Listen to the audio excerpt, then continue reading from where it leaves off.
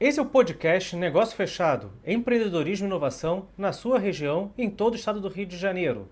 Hoje com MedBem, ainda um podcast que a gente ficou de fazer na primeira temporada, acabou tendo um conflito de agenda e a gente vai conversar um pouquinho hoje sobre essa Health Tech que está aí captando recursos, está aí, salvo engano, foi o fechamento da primeira temporada. E hoje com meu amigo Guilherme Pedra. Tudo bom, Guilherme? Tudo bem, Henrique? Boa tarde, boa noite a todos. Boa noite aos telespectadores e ouvintes também aí. Quero começar agradecendo aí o convite. É sempre um prazer e o sentimento é sempre de gratidão pela exposição que a Tec Incubadora, que a J3 News nos proporciona. É um desafio falar boa tarde, boa noite, porque o programa ele vai ao ar de maneira inédita na quarta-feira, às 7 da noite. Mas depois algumas reprises, então dá boa tarde, boa noite. Bom dia para quem faltou. É um desafio aqui para a gente fazer esse programa.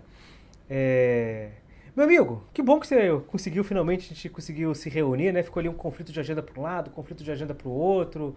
Você está sempre com uma agenda muito atribulada, mas como é que tá um pouquinho? Vi que você está com uma camisa Eu da visto a MedBem. camisa aqui, ó. Dá pra ver que dá pra visto a camisa, literalmente.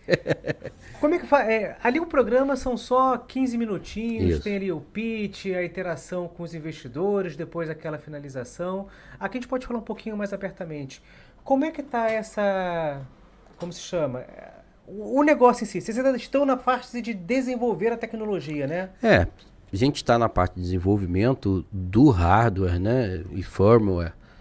E software também, das pontas todas de tecnologia, mas tem coisas que podem ser feitas em paralelo, né? Como a própria exposição, o estudo Mercado. de mercado, trocar muita ideia com quem já está no mercado, se entender, se colocar no mercado, toda essa parte de gestão, o X, o desenvolvimento do front-end pode ser adiantado, muita coisa pode ser feita para que na hora que, em paralelo, né, para que na hora que a tecnologia em si chegar, a gente já tem tudo caminhado. E é assim que a gente pretende chegar no final desse ano.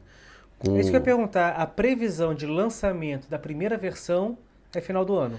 A previsão de prototipagem é final do ano, a previsão de lançamento de primeiro produto, primeiro semestre do ano que vem. A gente já está em busca ativa por fornecedores, tanto aqui no Brasil quanto no exterior. A princípio, a gente vai dar total prioridade aos fornecedores brasileiros, para que a tecnologia O esteja fornecedor sendo... doméstico tem suas vantagens, né? Tem. Principalmente nesse início, né? Principalmente nesse início de ajuste, Não deu de problema estar aqui, você perto. liga pro cara, ó... Bato na porta deles se for necessário. Se vier um da China, é difícil bater na porta da Isso, fica mais complicado. Fica mais complicado um pouco.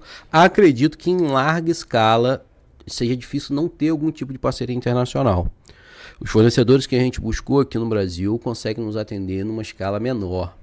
Se realmente a gente conseguir atingir uma escala muito alta, esse próprio fornecedor vai ter que buscar parcerias internacionais. E é natural também que subprodutos apareçam a partir de um produto inicial. Por exemplo, o MedBem veio a partir de uma dor do pai de Fred, que chegou a falecer, e a gente viu que podia... Deus sabe a hora de todo mundo, né? Mas com a tecnologia a gente teria mais informações e talvez ele tivesse se antecipado em buscar ajuda e não sei se seria diferente o resultado, mas a gente podia ajudar de algum jeito. Então a gente quer ajudar outros pais. Mas a gente já percebeu, por exemplo, que essa mesma tecnologia de um sistema remoto e autônomo com características de poder ajeitar o consumo de energia para poder durar mais tempo, que é uma também das dores de quem usa smartwatch. Para crianças... Eu tô com o meu celular aqui precisando de bateria, é isso mesmo. Justamente.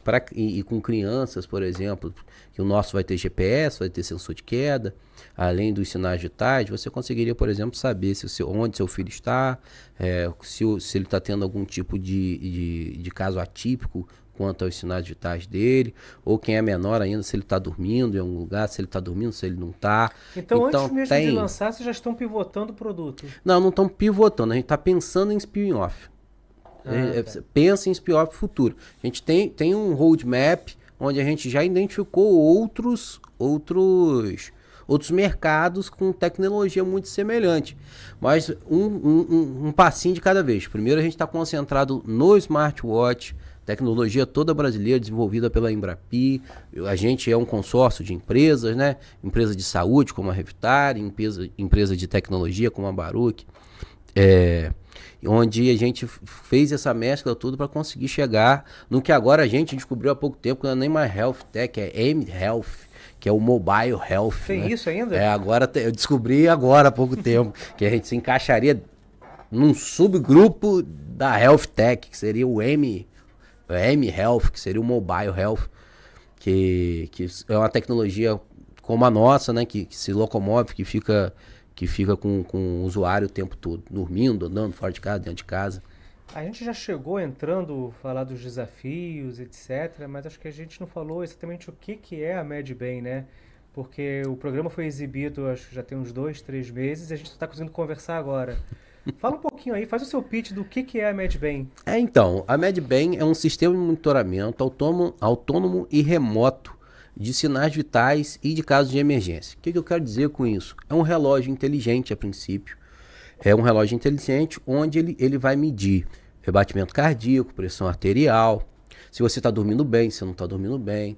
E a gente está chegando perto, ainda não chegamos, mas estamos chegando perto para o desenvolvimento de medição de glicose não invasiva. Ou seja, não precisar furar o dedo dos diabéticos para poder fazer as medições, o que tornaria a qualidade de vida dessas pessoas muito melhor, nesse caso do diabético, mas também com doenças com os cardiopatas, com quem tem problema de pressão. Você conseguiria ter muito mais informação para o seu médico, chegar a um diagnóstico e acompanhar seu tratamento.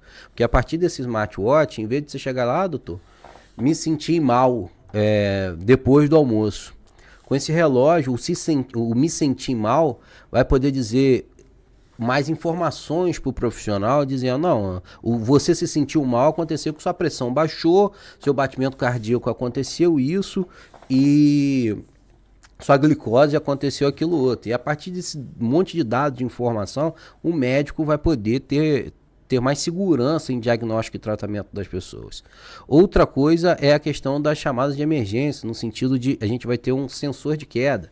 Então, se você tem um idoso em casa ou tem algum cuidado com algum idoso, seja um pai, a mãe, um tio, enfim, algum idoso... A gente está falando de idoso que é uma condição mais estável, mas às vezes pode ser uma condição temporária, né? Fez uma cirurgia, daí por recuperação. É porque o idoso é claramente um mercado muito carente desse tipo de tecnologia.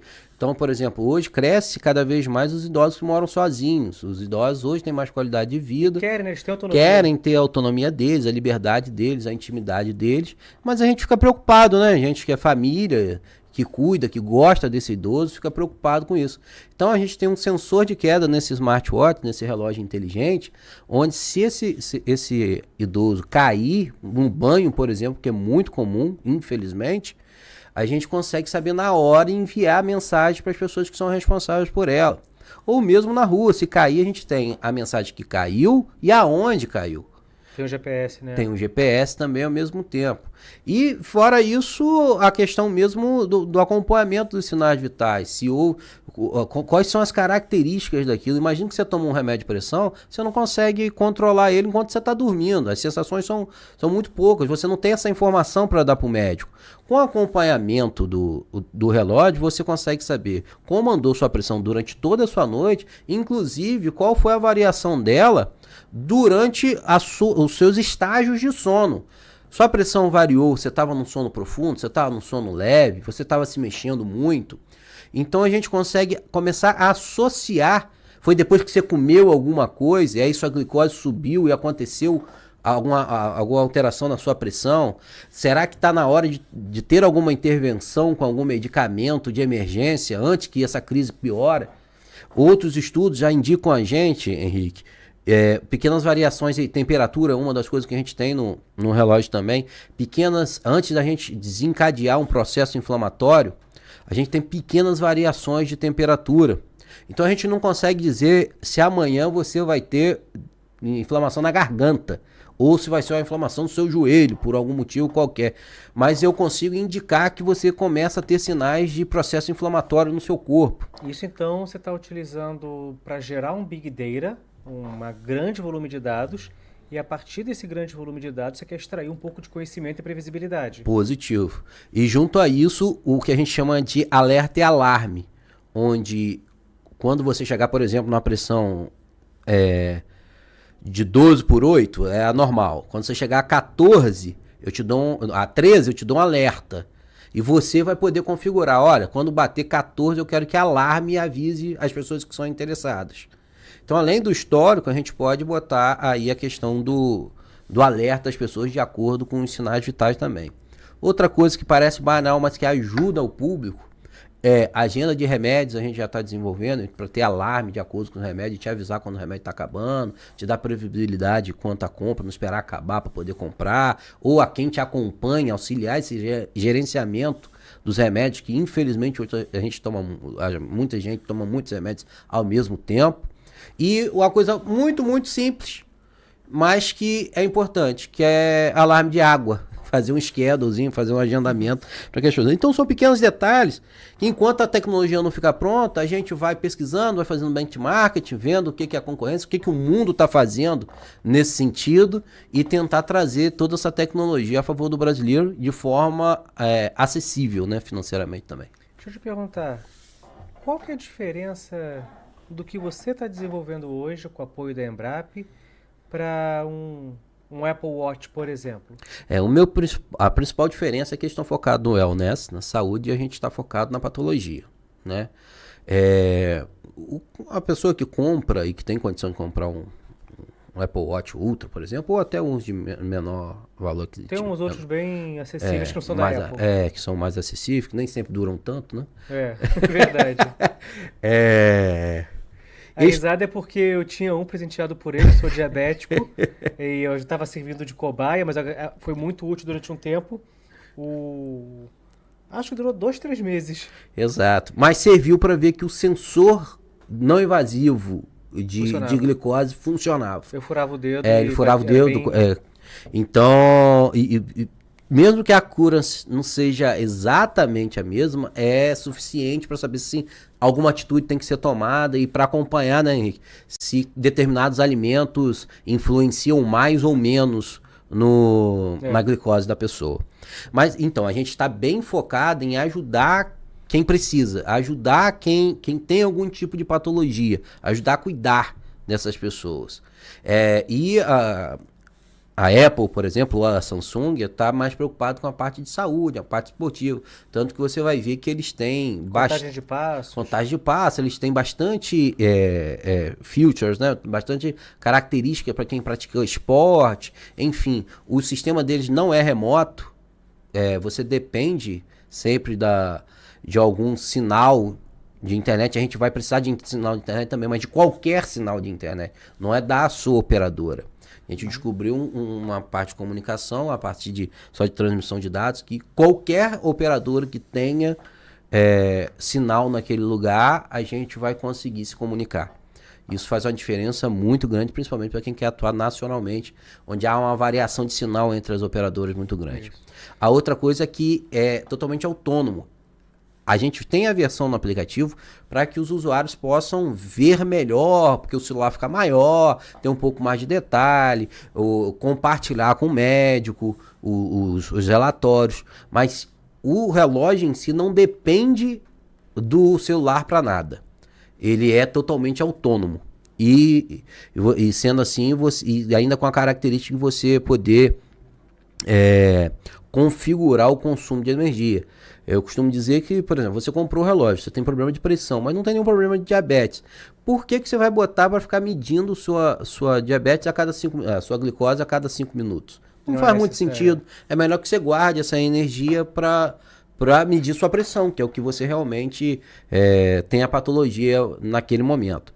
Então, e a gente imagina aí também que pós-operatório, né, foi o que você falou fora o usuário contínuo, alguns temporários. A gente já existe estudos onde se conseguiu nos Estados Unidos diminuir drasticamente o tempo de hospital conseguindo dar alta mais cedo, as pessoas indo mais cedo para casa, desde que continuasse com acompanhamento para um sistema muito semelhante ao nosso nos Estados Unidos também, com um pouco menos de recursos que o nosso, inclusive. Você está falando aí que vai medir, na verdade, aferir a pressão sanguínea, né?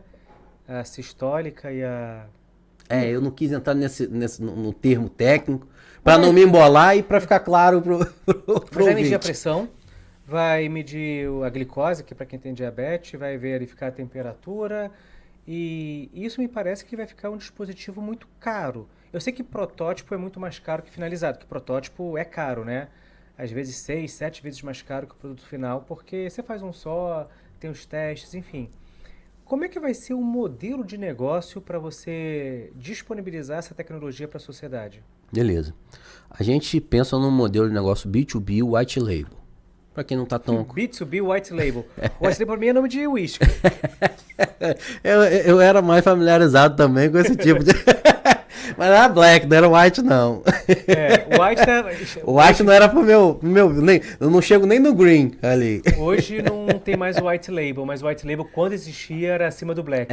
Então, nunca foi pro meu bico. Era lá o red mesmo. Era o red e o black ali. Business to business, white label. Isso, vamos lá. A gente quer que se associar a outras empresas, trabalhar em parceria, por exemplo, com hospitais, ou empresas de seguro de saúde, coisas assim. Eu estou citando esses, mas pode ser, por exemplo, outras empresas brasileiras, como a Mormai, que trata de esporte. Seria bacana que a Mormai, por exemplo, citando a Mormai, nem fiz a proposta a ele, pode ser que alguém da Mormai escute, ou concorrentes dele cheguem primeiro, desenvolvendo um sistema exclusivo para ele. Por isso é o white label, né? A gente tem todo o sistema por trás, mas a gente se adapta à marca do cliente, todo o X do cliente. A gente tem uma série de adaptações que podem ser feitas para atender, por exemplo, o surfista da Mormai lá, que está dentro do mar, e que se ocorrer alguma coisa, ele pode mandar um sinal de emergência, ele pode detectar que a pressão dele está variando muito, ou alguma coisa está acontecendo de errado com o corpo dele, e sair da água antes. Anomalia de dados, né? Isso. Tem só um exemplo de parceria, mas pode ser com planos de saúde, por exemplo, justamente para, se você consegue atingir um nível de medicina preventiva, medicina familiar muito mais alto, os custos, isso aí já tem artigo sobre esse assunto, já tem estudo. O que seria isso, os então? Custos diminuiriam. Imaginando, um plano de saúde, ele faz uma parceria contigo, e quando, sei lá, o cara chegar naquela condição, por exemplo, estou só citando um exemplo, é alguém acima de 55 anos, fez uma cirurgia nessas condições, aí o plano enviaria para ele esse relógio, para ser monitorado por, sei lá, 2 meses. Olha, sim, é uma alternativa. Mas o que você pensou? Mas eu antes já faria um estudo de estado crítico dos meus clientes, se fosse um segurador de saúde, e veria que eu enviaria para ele antes que ele entrasse. Antes que ele consumisse meus recursos no hospital, eu já enviaria o relógio para ele para um determinado público específico, por exemplo, acima de 50 anos, que vai sair mais barato para ele o relógio do que a internação. E ele ainda vai agradar o cliente muito mais, além de conseguir entender sem dados pessoais, né? Mas como funciona a gama de dados dos clientes dele também, e poder agir mais preventivamente, diminuindo o custo dele com internação. Então, isso aí é uma das alternativas, né? A outra nós já citamos, que é conseguir liberar um pouco mais cedo, já que você tem um acompanhamento remoto dos pacientes. No caso, por exemplo, também a gente viu parcerias lá fora de produtos não iguais, mas que atendem a linha de health também, onde só a questão do monitoramento do sono e você entender o que está acontecendo durante seu sono, melhorar a sua qualidade do sono, já melhora bastante. Você diminui muito o nível de ansiedade durante o dia. Você passa, quem dorme bem fica bem acordado. Então é uma outra alternativa. Eu gostaria, Henrique, de começar de parceria com empresas brasileiras, já que foi tudo desenvolvido aqui. Uma Dudalina, que tem vários pontos e é muito bem reconhecido. E aí a gente desenvolveu uma pulseira um pouco mais social e tal, mas é um público que é uma marca que também atende o pessoal de 45 para cima, é onde a galera começa a ter que tomar mais cuidado com a saúde. Quase lá. Um pouco mais de cuidado com a saúde. Então, isso que a gente quer dizer com white label. A gente adapta o nosso sistema às outras marcas. Por quê? Não é que eu não vou vender direto, mas não é a nossa intenção principal. Porque eles têm pontos comerciais, eles já têm um marketing, eles já têm um mercado, eles já têm relacionamento com o mercado. E a gente vem até conversando rapidamente, porque a gente nunca tem tempo de... Eu acho que há muito tempo a gente não tem uma hora para conversar. Verdade. Como aqui. A gente vem conversando com o amadurecimento do empreendedor, que tem sido feito pela Tec Campus, pelos programas de fomento na prefeitura também, permite que a gente vá aprendendo com os erros e tentando pelo menos não cometer os mesmos erros. E anteriormente, com a Pediu Farma, embora a tecnologia tenha funcionado muito bem, a gente também por estar no interior, mas não é só por causa disso, a gente teve muita dificuldade para entrar nos grandes players e grandes centros, porque o volume de dinheiro é muito grande e você não está naquele métier, o relacionamento não existe.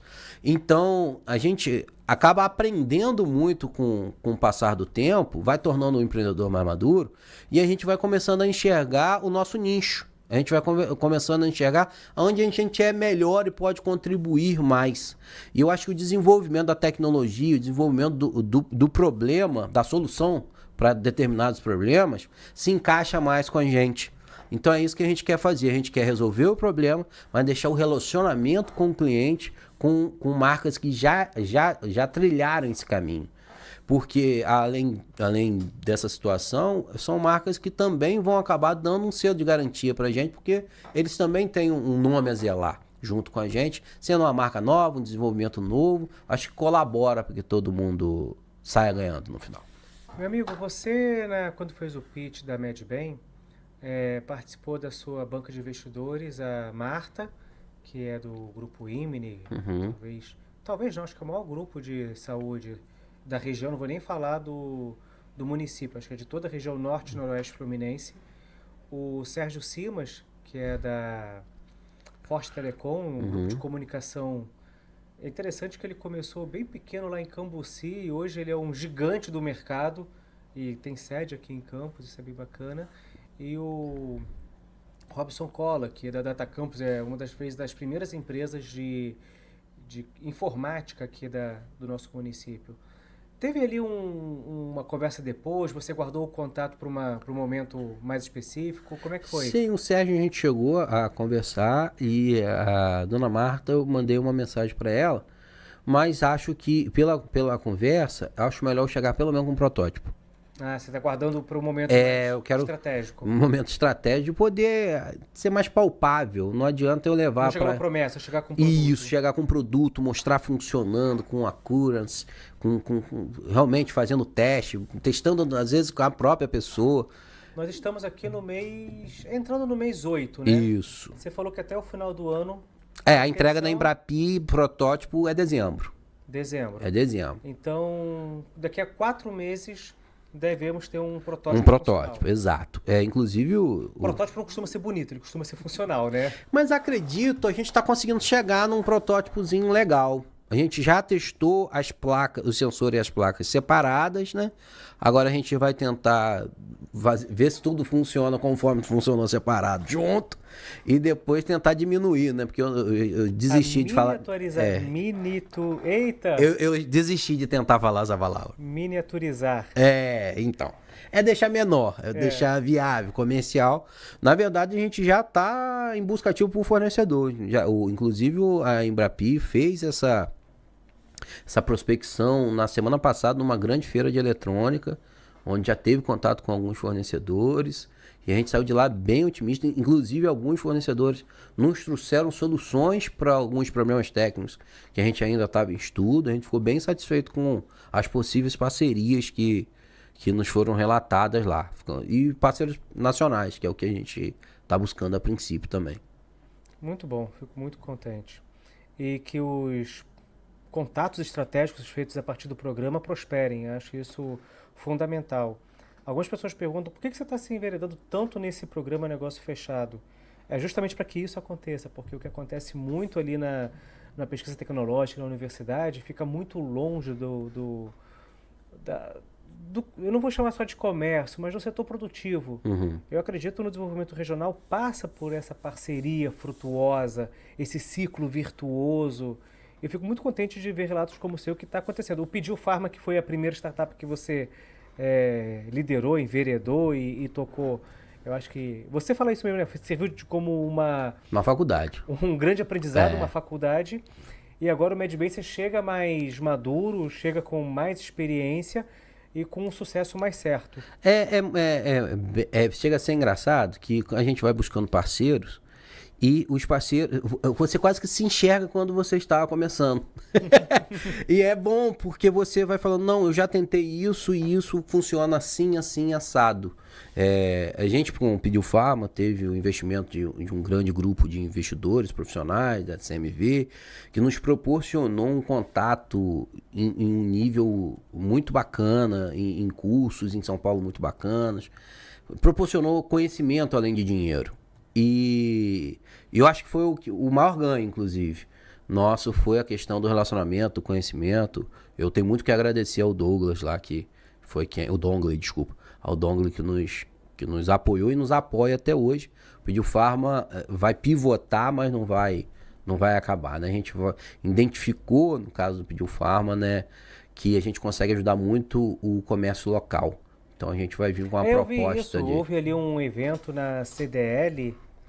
Já tem umas 3 ou 4 semanas, aí foi o Fiuza que apresentou aqui o podcast com a gente do Pediu Farm especificamente, e ele esteve lá apresentando uma forma de tentar apoiar o comércio local. Isso.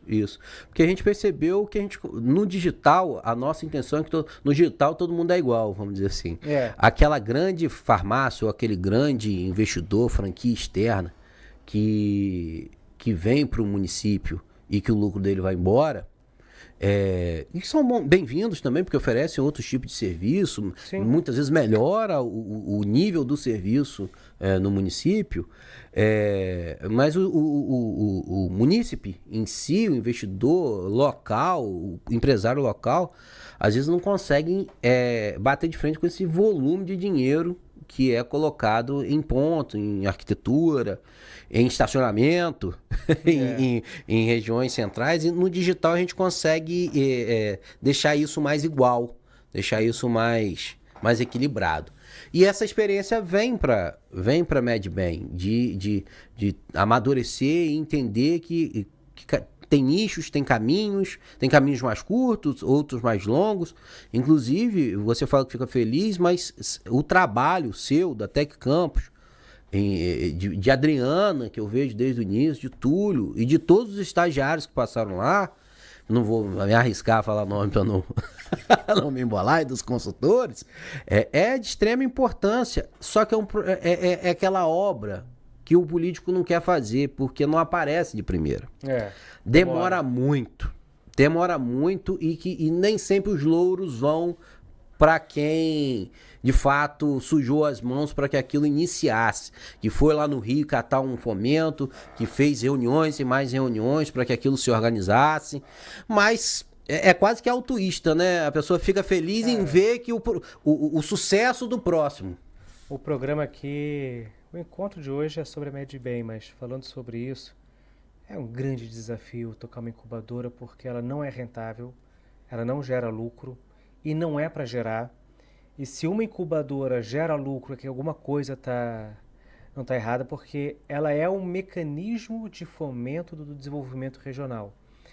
E todo mecanismo de fomento, você coloca um recurso que ora vai dar certo e coloca um recurso que ora não dá certo. A gente trabalha com um número mágico, que eu não sei por que ele é assim, mas ele que é mais ou menos 30% de sucesso, abaixo de um terço. Um terço é 33%, então é 30%. Então, vamos botar, vai entrar 10 startups hoje lá. A gente sabe que um terço vai prosperar. Não é que vai ser um grande sucesso, vai prosperar. Mas ela é necessária. Uma incubadora ela é muito necessária porque ela tem os mecanismos para para diversificar a economia. A gente olha na nossa região que a gente teve aqui uma economia muito baseada primeiro no café, depois na cana, depois no petróleo. O petróleo entrou em crise. E agora, o que que é? Eu ouvi esses dias que se a gente pegar todo o comércio, o maior empregador do município é o comércio. Eu vi o último relatório, fiquei impressionado com a força do comércio. E é uma coisa que a gente tem que fazer uma reflexão. Eu não sei exatamente com quem eu falava isso, mas... Eu não vou lembrar agora com quem que eu falava isso.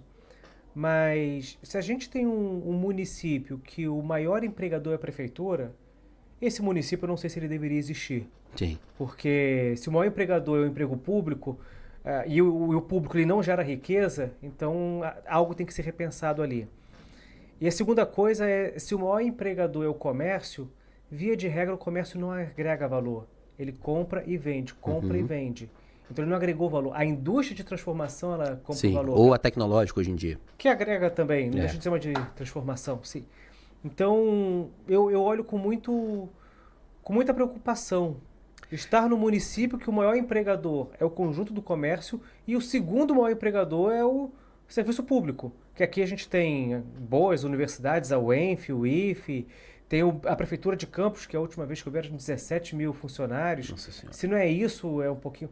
Porque tem educação básica, né? São 250 escolas. Aí 250 escolas vezes... Aí você coloca lá, vezes os professores, vezes o diretor... Mas quanto aos 70% que já se sabe, ou já se espera que não vão dar, não vão prosperar a empresa, eu não vejo como perdido. Porque o amadurecimento... Então, até nos que aquela startup não prospera...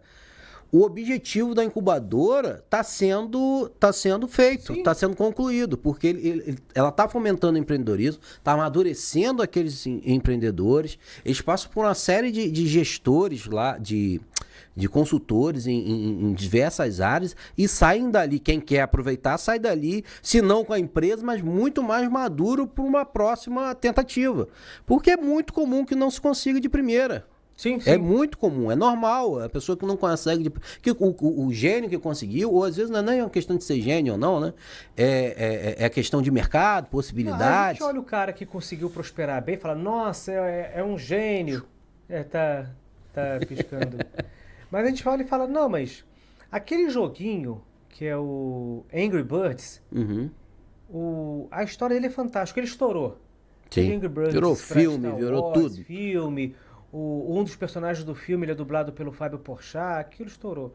O que ninguém sabe é que antes de estourar, o cara tinha tido, acho que... Eu não vou saber se é 40 ou 400, então eu vou chutar em 40, não vou chutar em 400. Ele tinha 40 projetos que ele falhou. Ou seja, para ele chegar em um sucesso, teve 40 falhas. O processo de falhar, ele é muito importante. Tanto que a gente fala nesse meio do empreendedorismo da inovação, erra rápido. Isso. Testa, erra rápido, porque você vai errar. Se tem uma certeza que você vai falhar. E ao se falhar, você aprende e tenta não falhar mais na frente. É exatamente isso. Porque o Pediu Farma, a gente pode dizer que o Pediu Farma foi um sucesso ou um fracasso?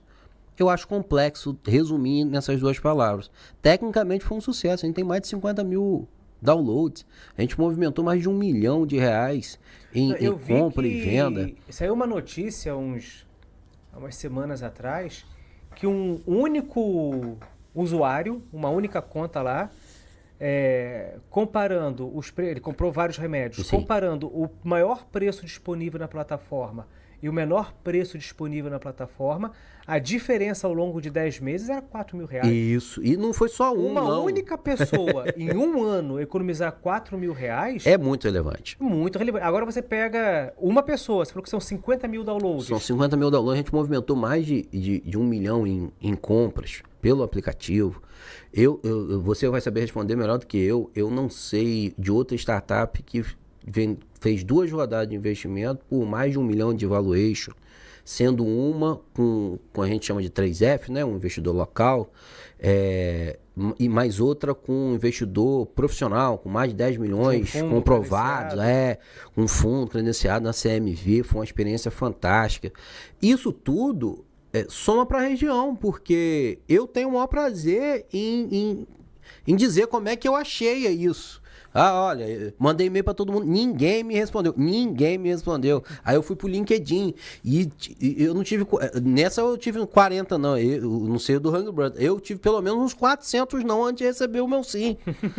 Então, não é porque não batia com a proposta, não tinha a tese não batia com o aplicativo, não estava na hora de um, não estava na hora do outro, até eu achar quem batia a tese, que investia em empresas com esse tipo de perfil, iniciando e tal.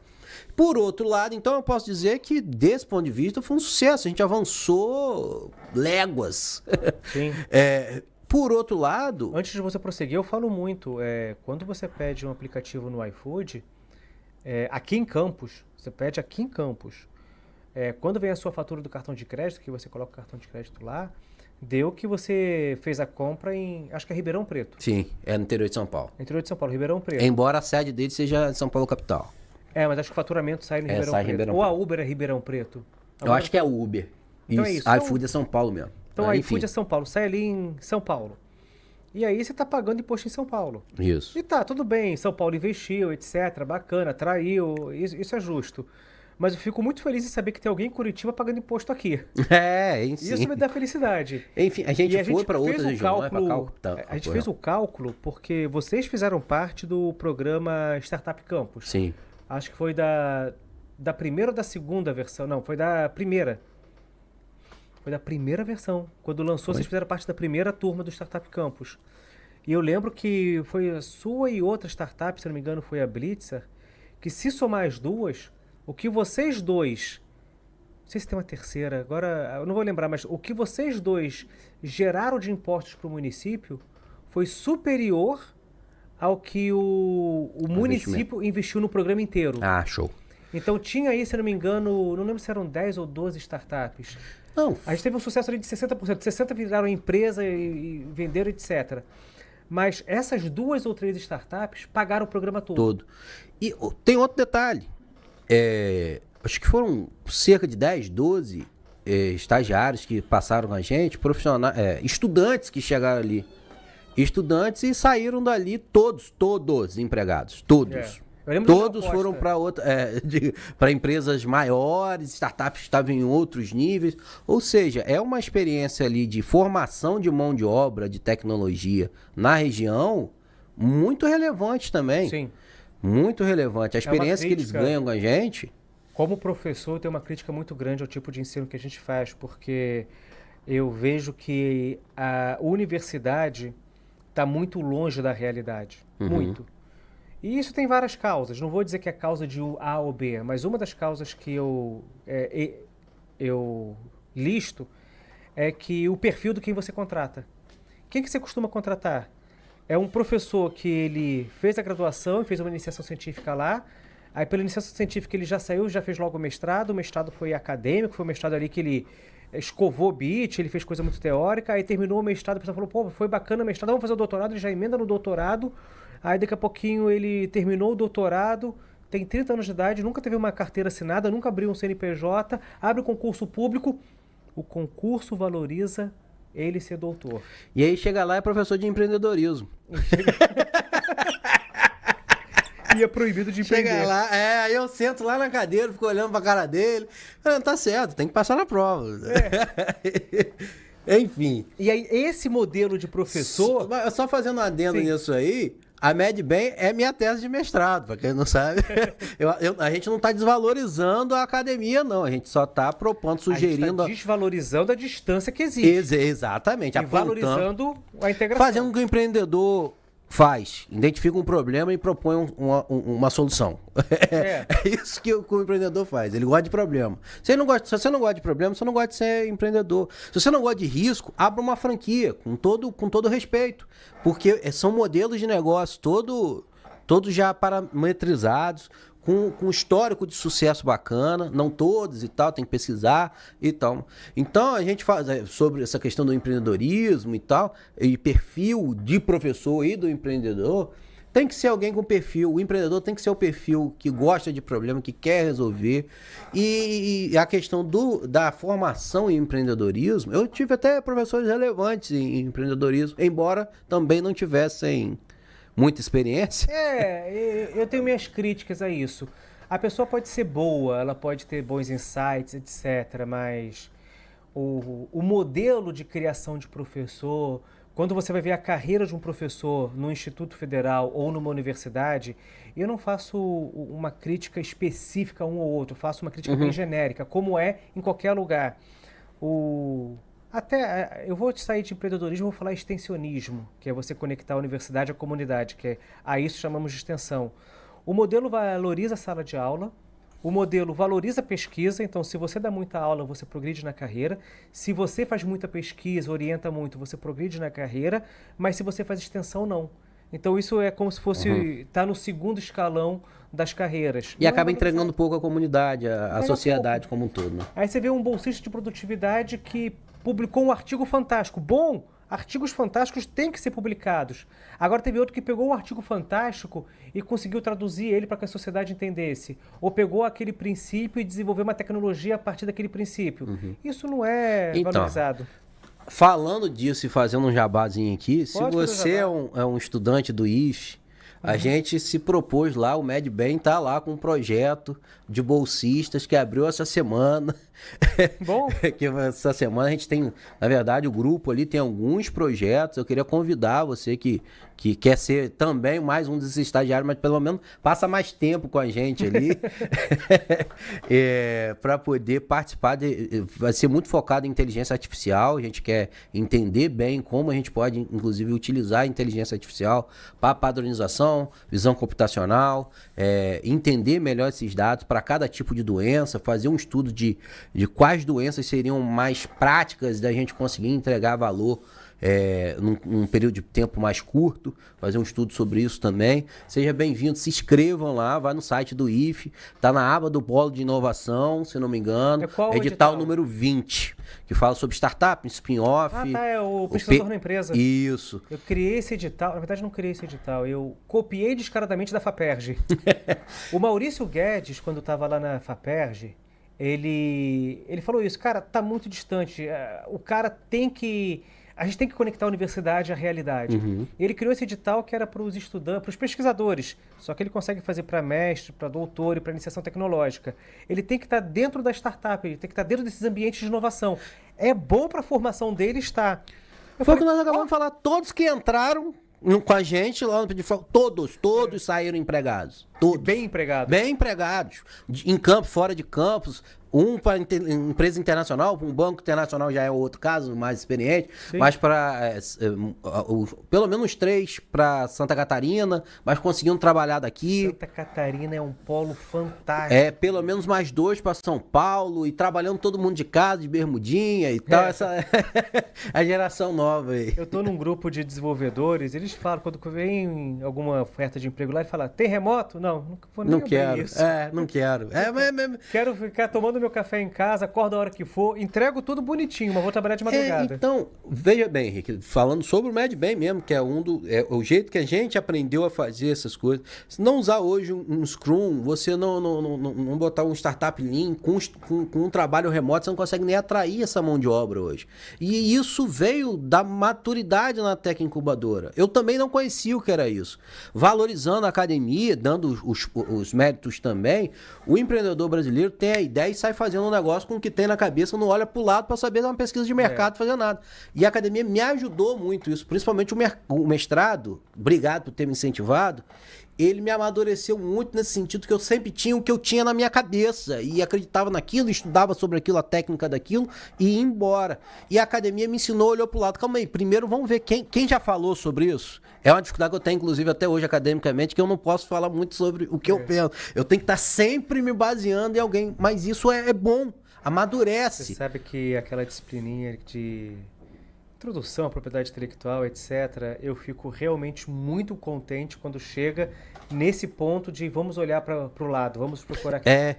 Pesquisar uma patente. Eu lembro que estava no meio da pandemia, aí você me contou o caso. Alguém mandou para ti, ele está aqui a patente da vacina da Covid antes. Era uma fake news tremenda. E você falou para mim, olha só que me mandaram. Aí me mandaram aqui. Aí eu fui buscar nos mecanismos e não achei nada. Isso é uma fake news danada. Conhecer os mecanismos para você buscar o conhecimento necessário é muito relevante para o empreendedor. Conhecer a verdade vos libertará, não querendo ser nada. Mas conhecimento liberta a gente de coisas como essa, como as fake news, que vão continuar tendo. Sempre tiveram, não são uma novidade. Vão continuar agora. tendo. Eu tenho um dado agora, eu estou querendo estudar e convidar os estudantes para desenvolver inteligência artificial comigo. Eu tomei um soco na boca do estômago quando eu descobri que 96% da inteligência artificial produzida até agora é para fazer pornografia. Não sabia disso. É para colocar rosto de atrizes famosas em vídeos pornográficos. Rapaz, isso é um soco na boca do meu estômago e de qualquer pessoa que é entusiasta. Que potencial desperdiçado. De você fazer algo que você quer salvar a vida das pessoas, melhorar a qualidade das pessoas.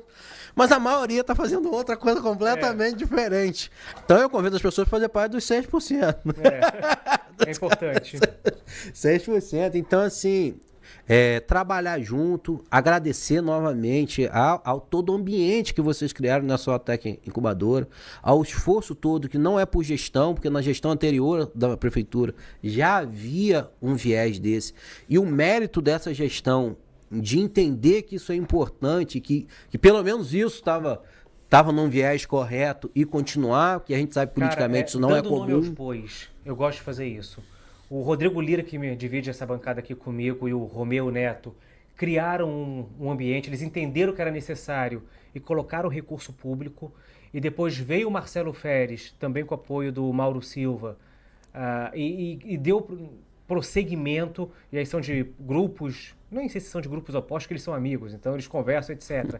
Mas os líderes, né, o antigo prefeito, o atual prefeito, são adversários políticos, mas manteve o programa com as mesmas características e o mais difícil, com o mesmo nome e a mesma equipe para tocar tecnicamente. Então isso acho que foi de uma maturidade. Também. Sabe, a concepção foi muito bem feita e a continuidade foi admirável. Tem um vereador que eu gosto muito, ex-vereador, na verdade, eu não sei se você conhece ele, o Eduardo Crespo. Não. É um cara que eu tenho uma admiração, porque ele era oposição à antiga gestão. E ele, como oposição à antiga gestão, ele fez lá uma votação de uma moção de aplausos ao Romeu, que era um secretário. Ele falou, olha, eu discordo um caminhão do que está acontecendo na prefeitura, mas essa parte da inovação aqui está indo muito bem e eu, sendo oposição, coloco uma moção de aplauso ao trabalho que o professor Romeu está fazendo na inovação. Eu achei isso de uma maturidade e deu continuidade, isso é muito positivo. O professor Romeu é o empreendedor, né? Sim, ele é o empreendedor. Ele não é um empreendedor que vende para o mercado, mas ele vende para a academia, ele é empreendedor mesmo. Ele sistema. tem uma empresa. Agora, mas ele sempre foi um empreendedor. Eu lembro que ele foi o primeiro coordenador do engenharia de produção lá no ISE. Primeiro de administração. Eu digo que ele é um empreendedor porque ele é professor também do Instituto Federal, só que ele abriu mão da dedicação exclusiva, deixar isso claro, ele não tem dedicação exclusiva, ele não é obrigado a só trabalhar no Instituto, então acho que ele é professor do ISE há 15, 20 anos, fundou a engenharia mecânica, a engenharia civil, a engenharia de produção, a administração.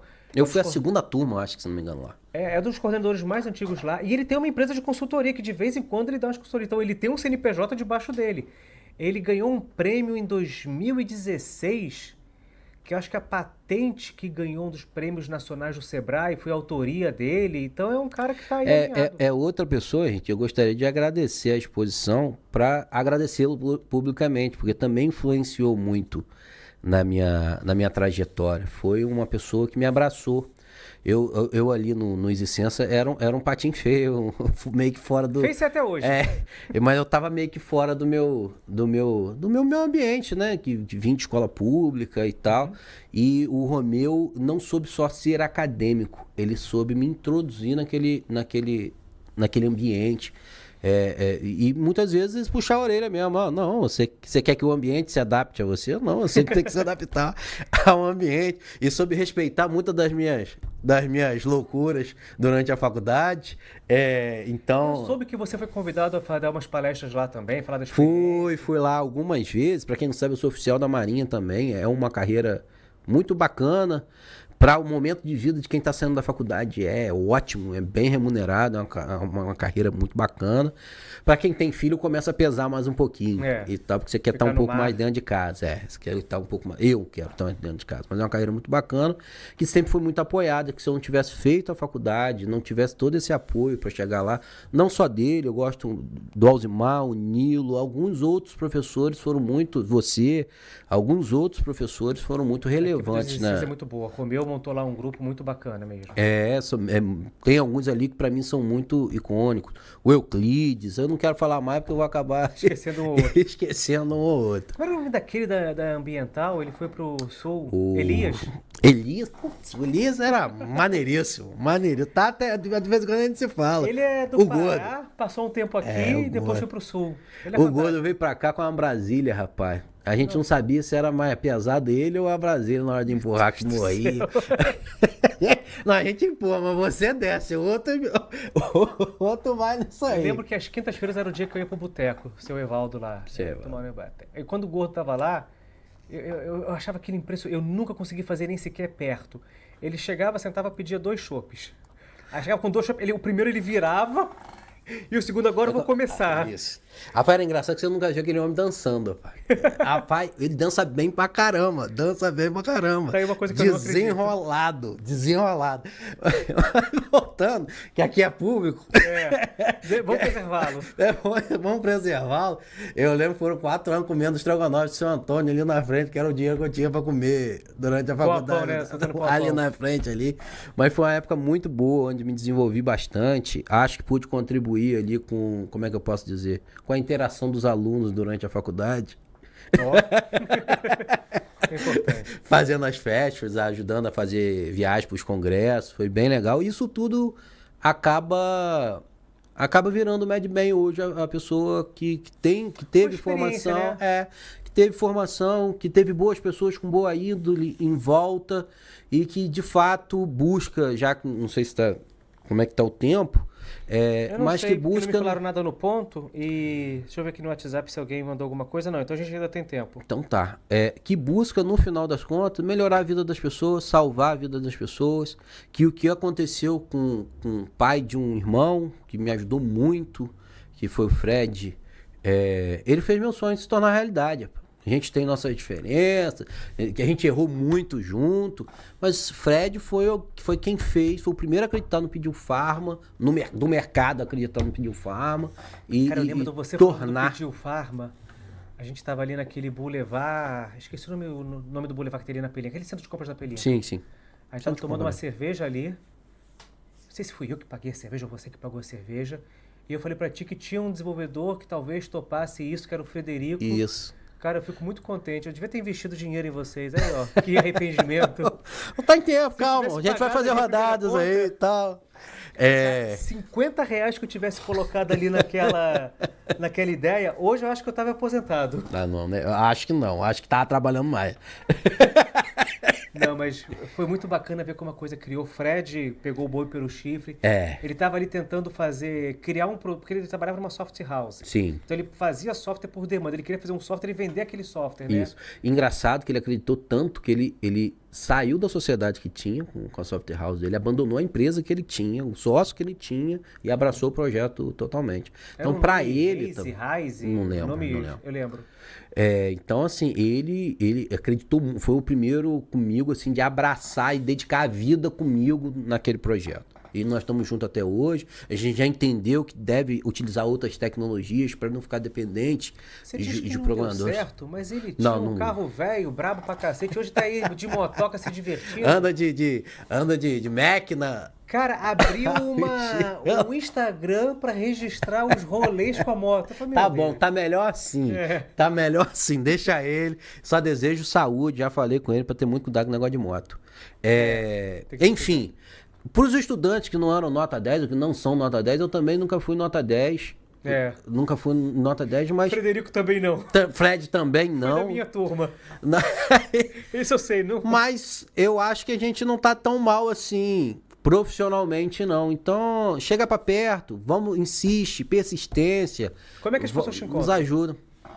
Eu tenho o Instagram em nova.gui, porque eu realmente aprendi a não me expor muito pessoalmente no Instagram, prefiro assim, até pela vida pessoal, embarcado, expor minha família, enfim, filhos. Mas eu vou usar as redes sociais para divulgar empreendedorismo e inovação. Então, LinkedIn, você tá lá? LinkedIn Guilherme Pedra. Guilherme Pedra no LinkedIn encontra você. No LinkedIn, no Instagram inova.gui. E as empresas, a Pediu Farma, também, todas estão redes sociais. Também todas têm redes sociais. Se o cara dá um direct lá, chega até você. Chega tranquilo. Mas pode me chamar direto. Eu tenho o maior prazer em conversar sobre empreendedorismo. Sempre gostei. É um prazer, não toma meu tempo. Eu não sei que hora que eu respondo, mas mas respondo. Será um prazer poder conversar com quem quiser sobre empreendedorismo, sobre inovação. Quem está disposto a errar junto, aprender com o erro, para a gente não cometer pelo mesmo erro. Quem quiser bater um papo, tomar uma cerveja, falar sobre uma nova ideia. Então, de repente, ele perdeu a oportunidade de pagar um chopp. Fica aí a dica. Se tivesse pago aquele chopp, fica aí a dica e tal. Hoje eu teria o Instagram com motoca. Então, assim, eu acho que a MedBem está caminhando bem. Houve muito amadurecimento das pessoas envolvidas. Há toda uma equipe por trás. Você tem médico, você tem dentista, você tem programador, você tem gente mais focada em gestão e em processos, que é o meu caso, gente para marketing. Você tem toda uma equipe muito bem madura, que veio de experiências anteriores com muita coisa que deu certo. E aí quando a gente fala, para quem eu não falei a segunda parte, quando a gente fala, é porque eu acho que o elogio mais sincero do mercado para a empresa é dinheiro. O melhor dinheiro do cliente. É o elogio mais sincero que pode haver para uma empresa, não para o empreendedor, muitas vezes, mas para a empresa, o elogio mais sincero é o dinheiro. E houve dinheiro, a gente movimentou dinheiro, não suficiente para que sustentasse os empreendedores com o nível de vida que a experiência na carreira proporciona. São profissionais realmente de um nível muito bom, e que querem ser remunerados adequadamente, naquele nível. Até aceitam ganhar menos um pouco, mas não querem abrir. Quem vive isso vai me entender muito bem. A gente abre mão muito do nosso luxo, mas a gente não abre mão do luxo da nossa família. Tem um limite.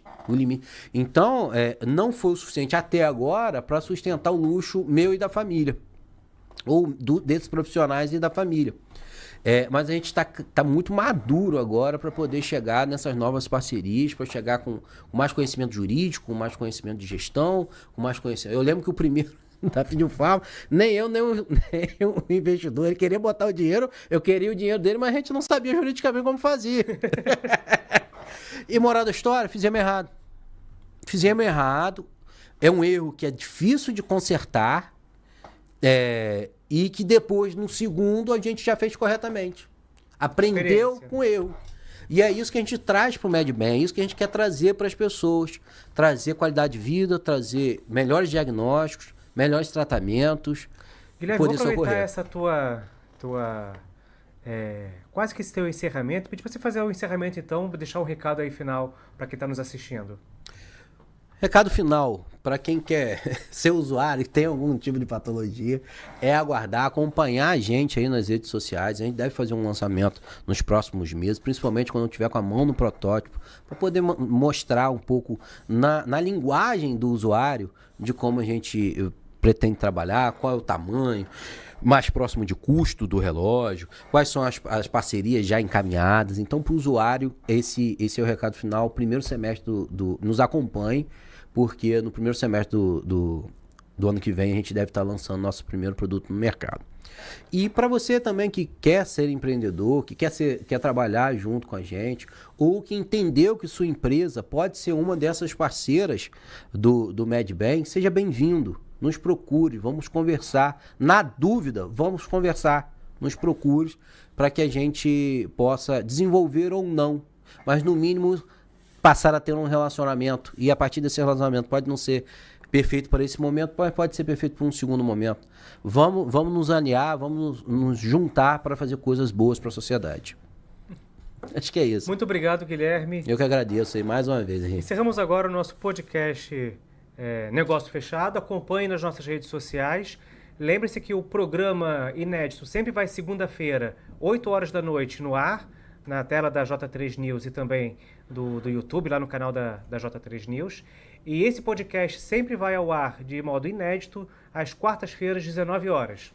Até semana que vem. Tchau, tchau.